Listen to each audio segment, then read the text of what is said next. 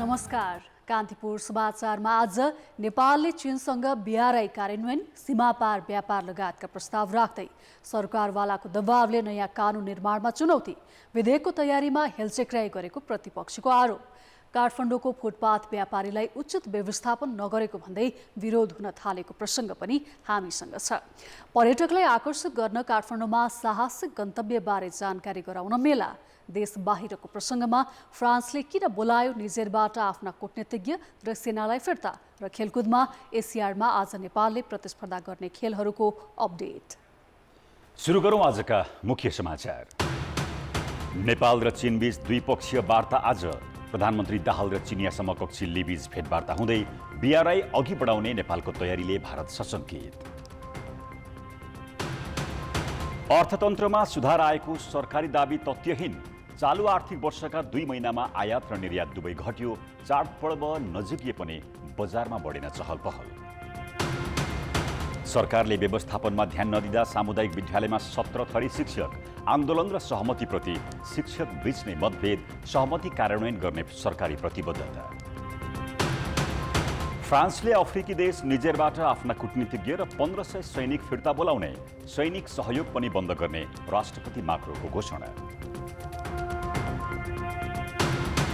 र चीनमा जारी 19औं एसियाली खेलकुदमा नेपालको कमजोर सुरुवात, आज महिला फुटबल, बक्सिङ, बास्केटबल र टेनिस लगायतका खेलमा प्रतिस्पर्धा गर्दै।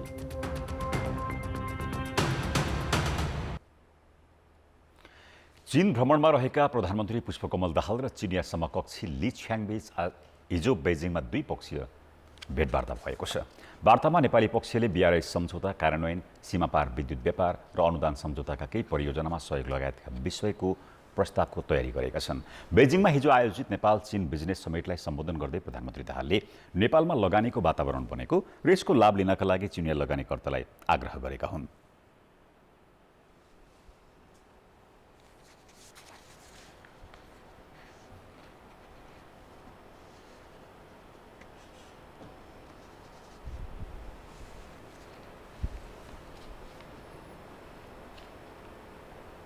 उद्योग व्यवसाय क्षेत्रका संस्थागत प्रतिनिधि र व्यवसायी मित्रहरू र चीनको पनि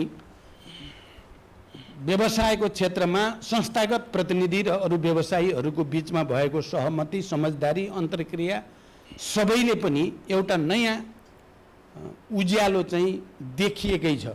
अब चाहिँ चिनिया लगानी नेपालभित्र भित्रिन्छ। मैले पनि त्यो कार्यक्रममा हामीले नेपालमा नीतिगत र कानुनी जटिलतालाई सहजीकरण गर्ने प्रक्रिया अगाडि बढाएका छौँ।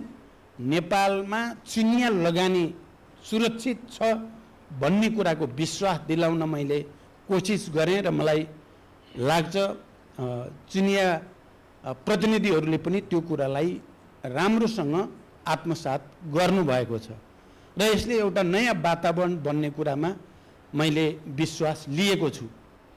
उनले नेपालमा पर्यटन, पूर्वाधार, ऊर्जा, कृषि, औषधिजन्य उत्पादन लगायतका क्षेत्रमा लगानीको राम्रो सम्भावना भएको बताए। सम्मेलनपछि बेजिङ स्थित नेपाली दूतावासमा आयोजित स्वागत समारोहमा दाहालले चिनिया राष्ट्रपतिसँग भएको छलफलले आफू उत्साहित भएको बताएका थिए। प्रधानमन्त्री दाहाल 4 गते अमेरिकामा राष्ट्रसङ्घीय महासभालाई सम्बोधन गरेपछि सिधै चीन भ्रमणमा गएका हुन्। प्रधानमन्त्री पुष्पकमल दाहालले चीन भ्रमणका क्रममा पूर्वाधार, ऊर्जा, शिक्षा, स्वास्थ्य, कृषि, प्रविधि लगायतका एजेन्डामा सहमति गर्ने तयारी गर्दैछन्। तर प्रधानमन्त्री 8 दिने भ्रमणका लागि हाङचौ पुगेकै दिन शनिबार नेपाल स्थित भारतीय दूतावासले नेपालको विकासमा आफ्नो भूमिका देखाउने खालका श्रृङ्खलाबद्ध ट्विट गर्यो। यसलाई कूटनीतिज्ञहरूले भारतको नेपालप्रतिको मनोवैज्ञानिक दबावका रूपमा अर्थ्याएका छन्। प्रधानमन्त्री पुष्पकमल दाहालले शनिबार हान्चौमा चिनिया राष्ट्रपति सी चिनफिङसँग भेटवार्ता गरे। झण्डै उही समयमा नेपाल स्थित भारतीय दूतावासले नेपालको विकासमा भारतीय भूमिका देखाउने गरी एकपछि अर्को ट्विट गर्यो। नेपाली र अङ्ग्रेजी भाषामा गरिएका ट्विटमा प्रधानमन्त्री दाहालको गत जेठको भ्रमण यता अघि बढेका भारतीय सहयोगका विकास आयोजनाबारे उल्लेख गरिएका छन्। ट्विटमा नेपाल भारत विकास साझेदारीले थप गति लिएको भन्दै त्यसलाई पुष्टि गर्ने प्रयास गरिएको छ। 2072 सालमा संविधान जारी भए लगत्तै भारतले गरेको अघोषित नाकाबन्दी यता नेपाल र चीनबीच उच्चस्तरीय भ्रमण आदान प्रदान भएका छन्। नाकाबन्दीकै सेरोफेरोमा चीनसँग पारवहन तथा रेलवे सम्झौता तथा रणनीतिक महत्त्वको belt and road initiatives BRI सम्झौतासम्म आइपुग्दा चीनसँग नेपालको निकटता बढ्दै गएको विश्लेषण भारतीय पक्षले गर्दै आएको छ। अझ प्रधानमन्त्रीको यो भ्रमणमा BRI परियोजना अघि बढाउने नेपालको तयारीले भारत झन सतर्क रहेको अवस्थामा यो प्रतिक्रिया आएको कूटनीतिज्ञहरूको विश्लेषण छ। भारत चाहिँ बढी संवेदनशील देखिन्छ, रियाक्ट गरिहाल्छ कुनै कुरामा। चीनको अलि शान्त कूटनीति छ हैन, त्यो पनि होला। अब अर्को स्वाभाविक रूपमा सबैले आफ्नो घनिष्ठ छिमेकी कतै हामीभन्दा टाढा त जाने होइन भन्ने पनि लाग्ला। त्यसो त प्रधानमन्त्री दाहाललाई पनि दुवै छिमेकीलाई विश्वासमा लिइराख्न सकस छ। भारत सहितका पश्चिमा मुलुकसँग नेपालको बढ्दो निकटताका कारण नेपालप्रति चीनको आशंका र अविश्वास कायमै छ। अमेरिकी मिलेनियम च्यालेन्ज कर्पोरेसन MCC कार्यान्वयन भइसक्दा BRI अन्तर्गतका परियोजना अघि बढाउन नेपालको आलटालले पनि चीन असन्तुष्ट छ। प्रधानमन्त्रीले चीन भ्रमणमा निस्किनु अघि चीनको ग्लोबल सिक्योरिटी इनिसिएटिभ GSI तथा अमेरिकाको इन्डो पेसिफिक स्ट्र्याटेजी जस्ता कुनै पनि मुलुकका सुरक्षा रणनीतिमा सहभागी नहुने बताएका थिए र चिनिया नेतृत्वलाई पनि यसप्रति आश्वस्त पारेको बताइएको छ। हामीले अमेरिकालाई पनि भन्यौँ नि, त्यो पार्टनरसिप प्रोग्रामलाई हामी मान्दैनौँ भन्यौँ। हामी अर्को त्यो ग्रान्ट पाएको पो हामी हुने हुन्छ भन्यौँ MCC होइन। त्यो अर्को जुन थियो रणनीतिवाला, त्यसमा हामी सक्दैन, हाम्रो त तटस्थ हुन्छौँ, हामी त्यसमा फस्न चाहँदैनौँ भनेर त भनिसकेको छ। नेपालमा शक्ति राष्ट्रको स्वार्थ र चासो बढिरहेको जग जाहेर छ। यस्तो अवस्थामा नेपालको स्वतन्त्र र असंलग्न परराष्ट्र नीतिलाई बिर्सन नहुने त छँदैछ। दुवै छिमेकीलाई विश्वासमा लिने र सबै शक्तिलाई सन्तुलनमा राख्ने कूटनीतिक चातुर्य नअपनाउने हो भने त्यसले गम्भीर परिणाम निम्तन सक्नेतर्फ सचेत हुनै पर्छ। कान्तिपुर समाचारका लागि क्यामेरामा श्याम श्रेष्ठ र हेम प्रसाईका साथमा अमृत दाहालको रिपोर्ट। सङ्घीय संसदले थुप्रै अत्यावश्यक कानुन बनाउनु पर्नेछ। सरकारले नै विधेयक दिन नसक्दा सदन बिजनेसविहीन जस्तै छ। तर यही बीचमा सरकारले केही विधेयक अगाडि सारे पनि कानुन निर्माणको आशाभन्दा बढी विवाद उत्पन्न हुने गरेको छ। पछिल्लो पटक संसदमा दर्ता भएको शिक्षा विधेयकदेखि सरकारले सदनबाट फिर्ता लिएको सङ्घीय निजामती विधेयकसम्मको स्थिति हेर्दा कानुन निर्माणको प्रक्रिया अगाडि बढाउनै समस्या देखिन्छ। विधेयकको आरम्भमै देखिने अवरोध र दबावका कारण नयाँ कानुन निर्माण चुनौतीपूर्ण बनेको छ। विद्यालय शिक्षा विधेयक संसदमा दर्ता भएसँगै देशभरका सामुदायिक विद्यालयका शिक्षक सडकमा उत्रिए। सदनमा छलफलको प्रक्रियामा नजाँदै सरकारले सम्झौता गर्नु पर्यो। यो पछिल्लो उदाहरण हो। यस अघि पनि अनेकन स्वार्थ समूहको चलखेलकै कारण महत्त्वपूर्ण विधेयकहरू अगाडि बढ्न सकेका छैनन्। सङ्घीय निजामती ऐन संसदको अघिल्लो कार्यकालमै अन्तिम चरणमा पुगेको थियो, तर कर्मचारीको चलखेल र दलहरूको स्वार्थकै कारण अन्तिम समयमा सरकारले फिर्ता लियो। अहिले विधेयकको मस्यौदा तयार पार्ने समयमै चलखेल भइरहेको छ। त्यही कारण यसलाई अन्तिम रूप दिएर सदनमा ल्याउन समेत सकेको छैन। सङ्क्रमणकालीन न्याय सम्बन्धी विधेयक पनि अघिल्लो कार्यकालमा अन्तिम चरणमा पुर्याए पनि समितिमा दलहरूको स्वार्थ अनुकूलको अडानकै कारण पारित हुन सकेन। अहिले पनि परिस्थिति उस्तै देखिँदैछ। प्रहरी समायोजन सम्बन्धी ऐन बन्यो तर कार्यान्वयनमा जान सकेको छैन। संविधान अनुसार सङ्घीय संसदले तत्काल बनाउनै पर्ने झन्डै 40 कानुन अगाडि बढाउन कुनै पनि पक्ष गम्भीर देखिँदैनन्। अहिले सदनले कानुन निर्माणलाई सहज रूपमा अगाडि बढाउने स्थिति देखिँदैन। प्रमुख प्रतिपक्ष भने मस्यौदा तयार गर्ने समयमा सरकारले गर्ने हेलचक्राइका कारण यो स्थिति आएको दाबी गर्छ।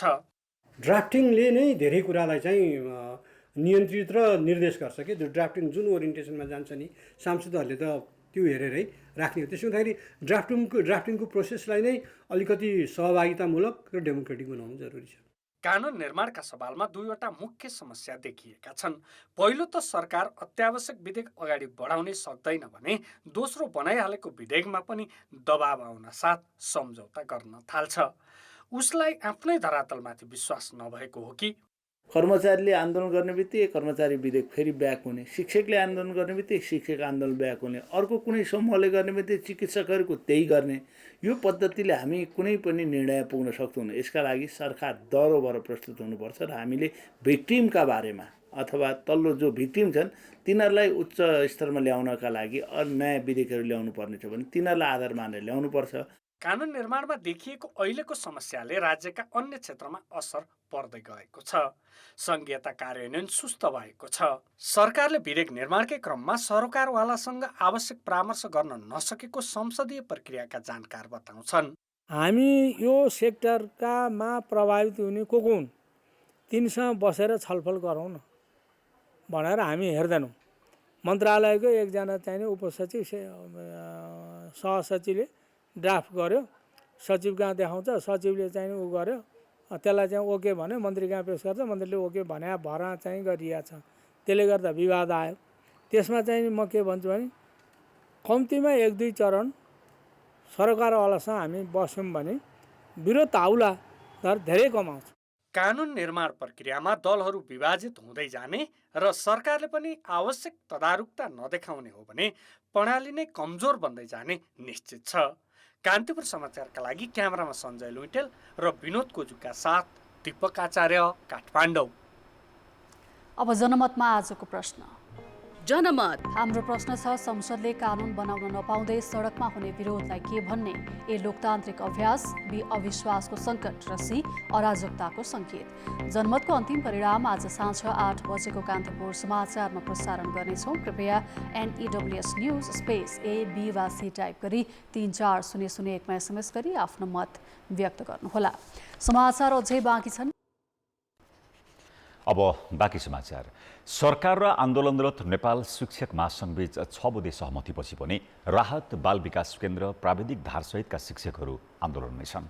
सरकारसँगको सहमतिले आफूहरूको माग सम्बोधन नभएको उनीहरूको गुनासो छ।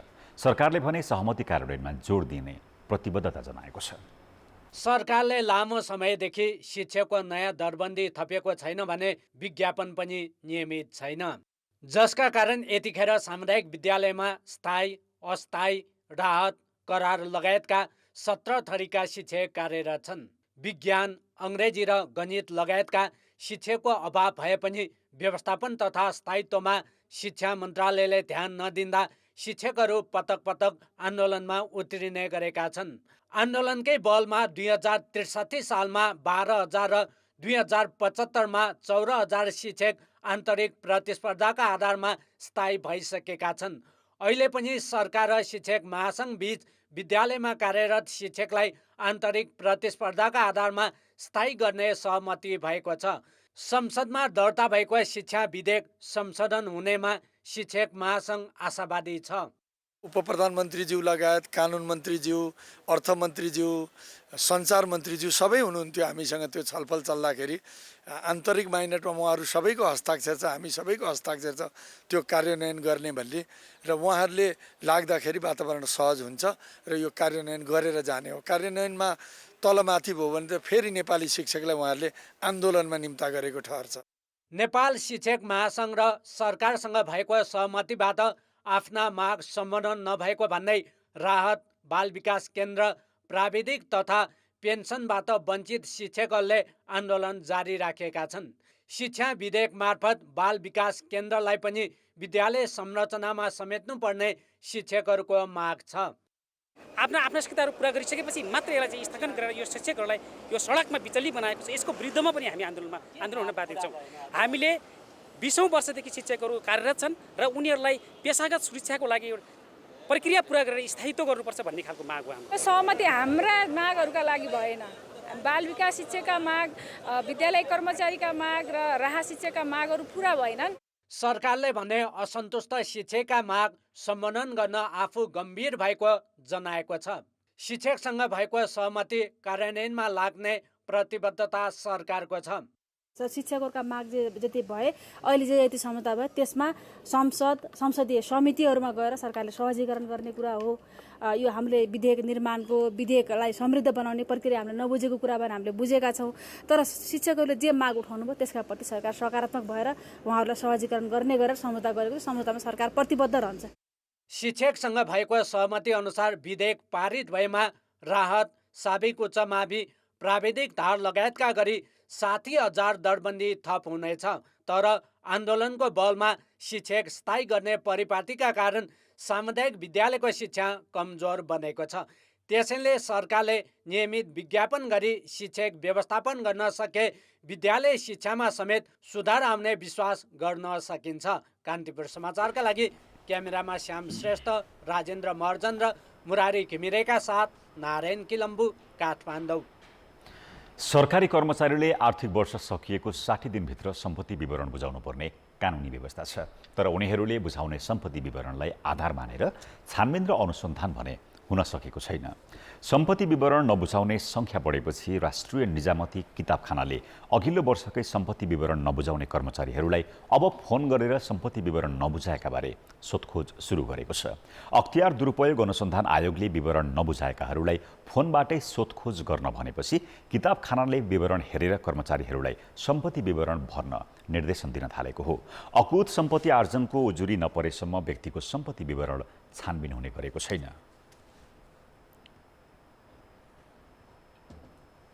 फोन मार्फत प्रत्यक्ष सम्पर्क गरेर सम्पत्ति विवरण बुझाउन लाउने परिपाटी चाहिँ विकास गरेका छौँ र सम्पत्ति विवरण नबुझाउने कर्मचारीहरूको सङ्ख्या हेर्दाखेरि चाहिँ लामो समयदेखि कार्यालयमा अनुपस्थित, सेवा समूह कार्यालयमा अनुपस्थित रहेका, वैदेशिक अध्ययनमा गएका र प्राविधिक सेवा समूहमा कार्यरत कर्मचारीहरूको सङ्ख्या चाहिँ अलिकति बढी देखिन्छ। यस वर्ष 75,400 कर्मचारीको सम्पत्ति विवरण प्राप्त भएको किताबखानाले जनाएको छ। कुल कर्मचारीको सङ्ख्या भने 85,700 छ। बुझाउनु पर्ने कर्मचारीमध्ये कतिले बुझाएनन् त्यसको यकिन तथ्याङ्क किताबखानासँग नै छैन। म्यादभित्र विवरण नबुझाउनेलाई 5,000 जरिवाना हुनेछ। विवरण नबुझाउनेलाई शङ्कास्पद मानेर छानबिन गर्नुपर्ने प्रशासनविदको धारणा छ। खामबन्दी जुन व्यवस्था छ त्यो खामबन्दीलाई चाहिँ जाँच गर्ने, पडताल गर्ने, यसको सम्पत्ति बढ्या छ कि छैन, घट्या छ कि बढ्या छ भनेर त्यसको आधारमा छानबिन गर्न अख्तियार दुरुपयोग अनुसन्धान आयोगमा यिनीले विवरण गरेको सम्पत्ति यति थियो, अहिले यति बढेको अवस्था छ, अकुत सम्पत्तिको दायराभित्र पर्न सक्ने अवस्था देखियो, यसलाई छानबिन गरेर कारबाही गर्नुपर्छ भन्ने किसिमको यो पद्धति चाहिँ छैन। नयाँ नियुक्त हुने कर्मचारीले नियुक्त भएको मितिले 60 दिनभित्र र कर्मचारीले आर्थिक वर्ष सकिएको 60 दिनभित्र सम्पत्ति विवरण बुझाइसक्नुपर्नेछ। 60 दिनभित्र सम्पत्ति विवरण नबुझाएका कर्मचारीहरूको विवरण राष्ट्रिय सतर्कता केन्द्र हुँदै अख्तियार दुरुपयोग अनुसन्धान आयोगमा पुग्ने गरेको छ। पीएमदेखि प्रधानमन्त्रीसम्म सम्पत्ति विवरण बुझाउनु पर्ने बाध्यकारी नियम छ। प्रधानमन्त्री तथा मन्त्रीहरूले प्रधानमन्त्री तथा मन्त्री परिषदको कार्यालयमा सम्पत्ति विवरण बुझाए पनि त्यो सार्वजनिक भने हुन्न। अब जनताको आवाज हामीले साथै प्रदेशमा सोधेका छौँ, प्रधानमन्त्री र मन्त्रीहरूले किन आफ्नो सम्पत्ति विवरण सार्वजनिक नगरेका होलान्?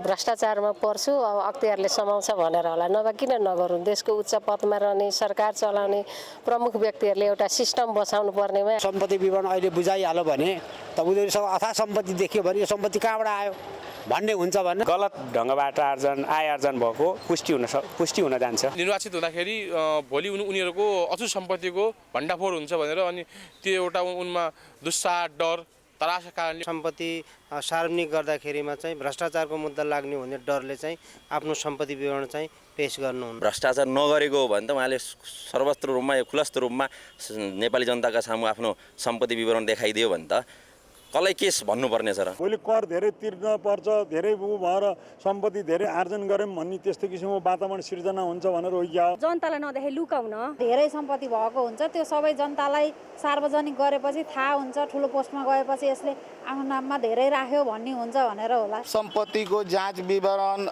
आरती आयोगले गर्न चाहिरहेको छ भने त्यसलाई गर्न दिइरहेको छैन यिनीहरू। उहाँहरूमा राजनीतिक जवाबदेही छैन। पैसा पेश गरेपछि अब करप्सन गरेको सर्लङ्गे थाहा पाइहाल्छ, अनि सर्लङ्ग थाहा पायो भने किन पेश गर्छन् त? सुशासनको सन्दर्भमा संवेदनशील नभएको कारणले हो। सम्बन्धित निकायले खोजेन होला, त्यही भएर उहाँहरूले पनि पेश गर्नु भएन होला। उनीहरूको अकुत छ सम्पत्ति, बाहिर आउँदाखेरि पब्लिकमा तरङ्ग आउँछ, पब्लिकमा अब के रोष प्रकट होला के होला, त्यो डरले नगरेका हुन् उनीहरूले।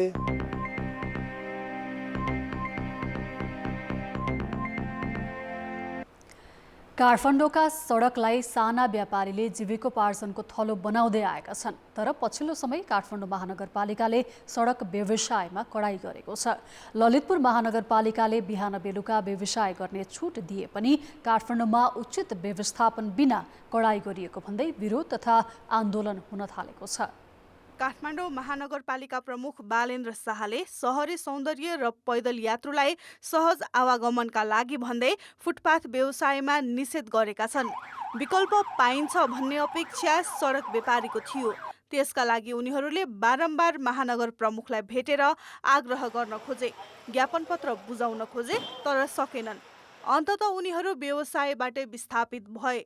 तर पछिल्लो समय व्यवसायीका लागि वैकल्पिक स्थानको माग गर्दै विभिन्न विरोध कार्यक्रम हुन थालेको छ। सोही क्रममा अभियन्ता ईले मङ्गलबारदेखि राष्ट्रिय सभागृहमा उभिएर महानगरलाई सहरी गरिबको व्यवस्थापन गर्न ध्यानाकर्षण गराइरहेका छन्। हुँदा खाने वर्ग जो दुई छाक टार्न र आफ्ना बालबच्चालाई विद्यालय पठाउन चाहिँ यो चाहिँ सडक व्यवसायमा निर्भर छन्। उहाँहरूप्रति क्रूर हुन जरुरी छैन, उहाँहरूलाई विस्थापित गर्न जरुरी छैन भन्ने जुन चुनाव अगाडि कुरा थियो, त्यही कुरालाई चाहिँ हामीले त्यसप्रति नै जवाफदेहिता खोजिरहेका हौँ। हामीले सडक व्यापार गरेरै छोराछोरी पढाइरहेका र हातमुख जोडिरहेकाहरू बढी मर्कामा छन्।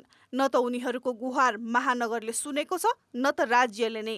कोही ठाउँ अब गाडी भाडै उठ्दैन। अब हाम्रो काठमाडौँ भ्यालीमा अब त्यस्तो मेला महोत्सव चल्दैन, भ्याली बाहिर जानुपर्ने हुन्छ, गाडी भाडा धेरै लाग्छ। अब त्यसमा जाँदाखेरि भनेको कोही ठाउँ हाम्रो गाडी भाडा पनि नउठेपछि हामी अहिले बेरोजगारी भएर धेरै अब चाहिँ तडपेर बसेको छौँ। काठमाडौँमा फुटपाथ व्यवसाय ठप्पै भएको छ। तर ललितपुर महानगरपालिकाले भने तोकिएको समयमा सडक तथा फुटपाथ व्यवसाय गर्न छुट दिएको छ। गरी खाना चाहिँ पाइएछ, पुग्नु नपुग्नु त त्यो आफ्नो समस्या हो, आफ्नो ठाउँमा छ होइन। ठिकै छ, अब राख्न पाइएछ, धेरै थोरै जति भए पनि मिलाएर समय दिनुभएको छ, त्यही नै ठुलो कुरा हो। बेलुका चाहिँ नगरपालिकाले अब टेम्पो नभएको खण्डमा र व्यापारीहरूलाई गर्नु भनेर चाहिँ यो ठाउँ छुट्याइरहेको छ क्या पहिलेदेखि। र सहज ढङ्गबाट अहिले बिचमा चाहिँ अहिले चाहिँ अलिकति अप्ठ्यारो कसै 6 बजे भनिएको छ। अब यो समयलाई हेरेर यो पनि परिवर्तन गर्ने कुराहरू छन्, किनभने अब त 6 बजे रात पर्दै जान्छ अनि त्यतिखेर राखेर काम छैन। सहरी अर्थतन्त्रमा फुटपाथ व्यवसायको महत्त्व हुने विज्ञको दाबी छ। फुटपाथ तथा सडक व्यवसायलाई व्यवस्थित गर्दै करको दायरामा ल्याउन सके महानगरका लागि नै राजस्व सङ्कलनको माध्यम बन्छ। व्यवसायीलाई परिचय पत्र, निश्चित स्थान, निश्चित शुल्क र पूर्वाधारको व्यवस्था गर्न सके व्यापारीलाई मात्र नभएर सहुलियत र सहज माध्यमले ग्राहकलाई पनि सहजीकरण गर्नेछ। सहरी गरिबहरू छन्, अर्बन पुवर, उनीहरूको चाहिँ लोकल इकोनोमिक डेभलपमेन्टको अपर्च्युनिटिजहरू पनि हुन्छ र सहरमा बस्ने सिटिजनहरूको लागि पनि उहाँहरूबाट चाहिँ सहुलियत मूल्यमा जुन पाउनुहुन्छ नि, त्यसले पनि हामीले चाहिँ त्यो कदापि भुल्नु हुँदैन।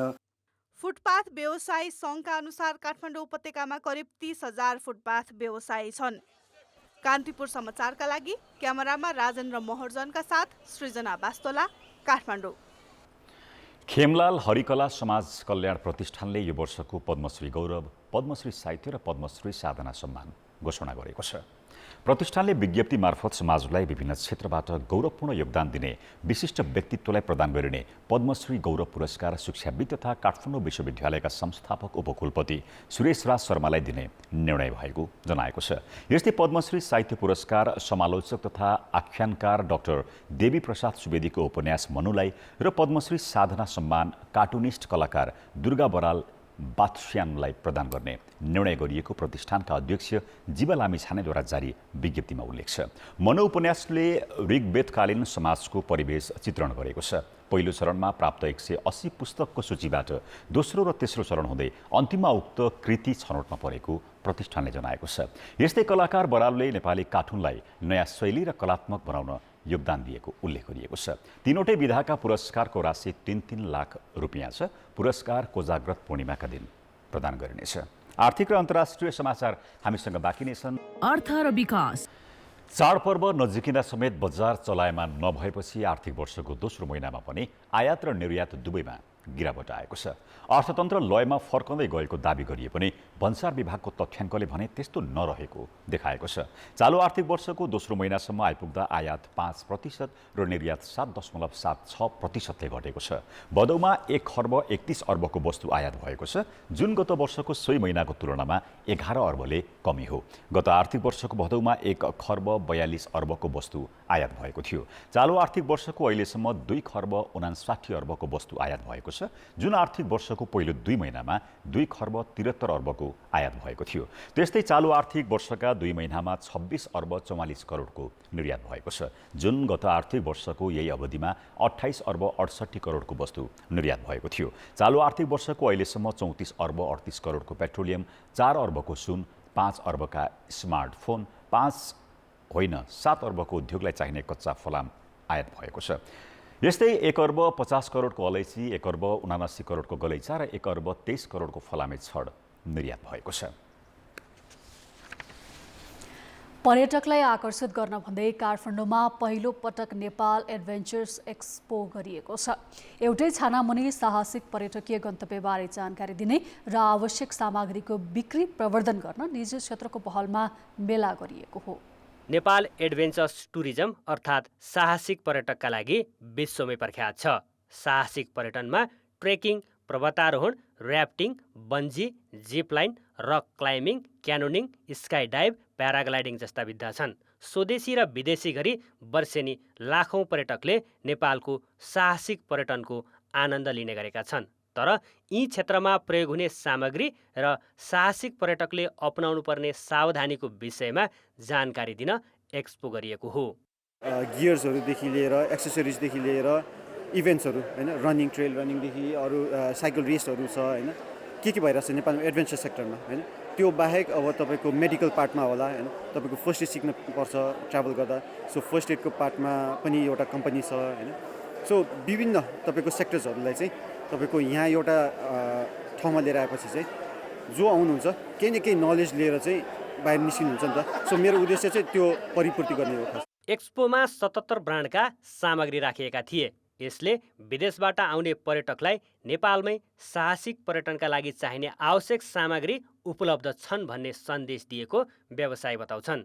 जसले चाहिँ लिएर आउनुहुन्न उहाँहरूको लागि चाहिँ जेन्युन पनि पाउँछ। अब कतिजना कस्टमरहरूले, कतिजना फरेनरहरू चाहिँ उहाँहरू कन्फ्युज भइरहनु भएको हुन्छ नि, नेपालमा चाहिँ कपी मात्रै पाउँछ, इमिडिएट मात्रै पाउँछ भनेर। उहाँहरू चाहिँ रङ हुनुहुन्छ। हजुरहरूले चाहिँ पिक प्रमोसन ट्रेडिङबाट चाहिँ एकदमै जेन्युन र इम्पोर्टेड सामान पनि पाउनुहुन्छ। नेपालमा जुन चाहिँ जियोग्राफिकल कन्डिसन्सहरू छ, यहीँको मान्छेले चाहिँ बेटर अन्डरस्ट्यान्ड गरेको हुन्छ। सो त्यहीलाई सुइटेबल अनुसार चाहिँ हामीले चाहिँ प्रोडक्ट्सहरू बनाएका छौँ।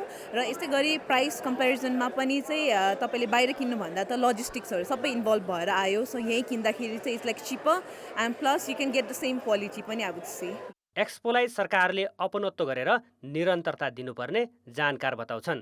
निकै उत्साहजनक छ सहभागिताका हिसाबले पनि, किनभने नेपालमा साहसिक पर्यटन एउटा नेपालको आइडेन्टिटी नै हो।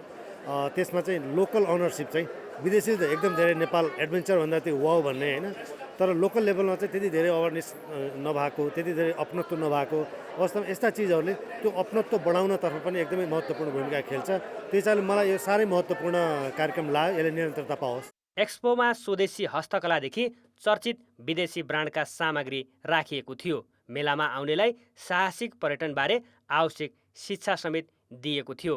कान्तिपुर समाचारका लागि क्यामेरामा सञ्जय लुटेलका साथ भरत रावल, काठमाडौँ।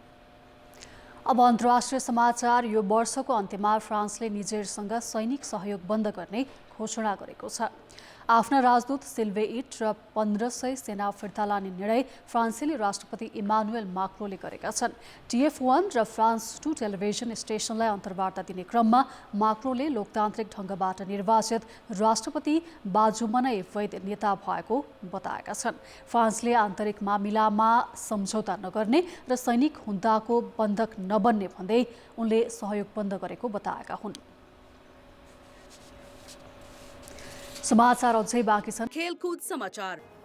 कान्तिपुर खेल समाचारमा स्वागत छ। चीनमा जारी 19औं एसियाली खेलकुदमा आज नेपालले बास्केटबल, महिला फुटबल, बक्सिङ, टेनिस, रग्बी लगायतका खेलमा प्रतिस्पर्धा गर्दैछ। प्रतियोगितामा यसअघि भएका खेलहरूमा भने नेपालले कमजोर प्रदर्शन गरेको छ। हिजो भएका खेलमध्ये टेनिसका प्रदीप खड्काले पहिलो चरणमा जित दर्ता गरेका थिए। तेक्वान्दोका प्रेमबहादुर लिम्बूले पहिलो खेलमा जित दर्ता गरे पनि मेडल लिन भने सकेनन्। बाँकी कुनै खेलाडीले पहिलो चरण पार गर्न सकेनन्। आज नेपाली महिला फुटबल टिमले स्थानीय समयअनुसार साँझ 7:30 बजे जापानसँग खेल्ने तालिका रहेको छ। विश्व विजेता समेत बनिसकेको जापानसँग नेपालले अनुभव बटुल्ने उद्देश्यले खेल्नेछ। नेपाली महिला टिमले यसअघि भियतनामसँग 2-0 को पराजय बेहोरेको थियो। 3x3 बास्केटबल महिला टिमले पनि जापानसँग दिउँसो 3:15 बजे खेल्ने तालिका रहेको छ। त्यसैगरी बक्सिङका 3 खेलमा नेपाल सहभागी हुनेछ। दिउँसो 3 बजे हुने खेलमा नेपालका प्रवीण थापाले इन्डोनेसियाली खेलाडीको सामना गर्नेछन्। पुरुषतर्फकै अर्को खेलमा भारतका निशान्त देवले दिपेश लामासँग खेल्नेछन्। महिलातर्फको खेलमा भने बेनिता थापा मगरले पहिलो वाउटमा ताइवानकी खेलाडीको सामना गर्नेछन्। नेपाली बक्सिङ मेडलको आशासहित एसियाडमा सहभागी बनेको छ। आज फेन्सिङमा नेपालका 6 खेलाडीले एकै दिन 23 खेल खेल्ने तालिका रहेको छ। उनीहरूको खेलमा बिहानैबाट सुरु हुनेछ। त्यस्तै टेनिसको 8 प्रतिस्पर्धामा नेपाल सहभागी बन्नेछ। जुडो अन्तर्गत आज नेपालकी मनिता प्रधान र पुनम श्रेष्ठले 2 खेल खेल्नेछन्। आजै रग्बी सेभेन्सले पहिलो खेलमा फिलिपिन्स र दोस्रो खेलमा थाइल्यान्डसँग खेल्नेछ। सोमबार तेक्वान्दोको 2 र टेनिसका 4 खेल हुँदैछन्। तेक्वान्दोका राहुल कुमाल र अञ्जली तेली तामाङले नेपालको चुनौती प्रस्तुत गर्नेछन्। टेनिसमा पुरुष सिङ्गल्सका 2, महिला डबल्सको 1 र मिक्स डबल्सको 1 खेलमा नेपाली खेलाडी मैदान उत्रनेछन्। अन्डर-19 साफ च्याम्पियनसिपमा आज नेपालले मालदिप्सको सामना गर्दैछ। त्रिपुरेश्वरको दशरथ रङ्गशालामा आयोजना भइरहेको साफमा नेपाललाई आज अनिवार्य जितको आवश्यकता रहेको छ। नेपाल र मालदिप्स बीचको खेल दिउँसो 1:30 बजे सुरु हुनेछ। समूह A को खेलमा नेपाल यसअघि पाकिस्तानसँग पराजित भइसकेको छ। मालदिप्सले भने यसअघि पाकिस्तानसँग 1-1 को बराबरी खेलेको थियो। 2 खेलमा अपराजित रहँदै पाकिस्तान सेमिफाइनलमा प्रवेश गरिसकेको छ। त्यसैले अङ्कविहीन नेपाललाई सेमिफाइनलमा पुग्नका लागि आज जित अनिवार्य छ। आजको खेल बराबरी भए पनि नेपाल प्रतियोगिताबाट बाहिरिनेछ र मालदिप्स सेमिफाइनल प्रवेश गर्नेछ। आजै 5:30 बजे सुरु हुने खेलमा भुटानले भारतको सामना गर्नेछ। समूह B को बङ्गलादेशले सुरुका 2 खेलमा हार बेहोरेपछि भारत र भुटान सेमिफाइनल प्रवेश गरिसकेका छन्। आज जित निकाल्ने टिम समूह B को विजेता बन्नेछ।